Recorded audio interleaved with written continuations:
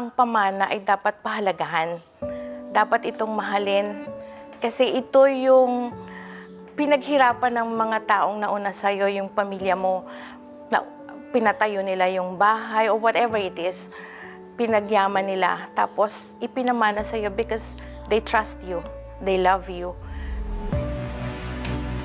Sabi nga nung bunso ko, alam mo mama, kaya lang nakatayo ang bahay natin. It's because we are from the same bloodline. The moment we step out of it, walang mangyayari, babagsak din yung bahay.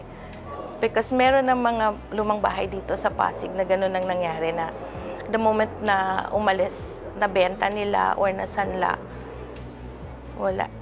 Not only the house collapsed, but even the family itself.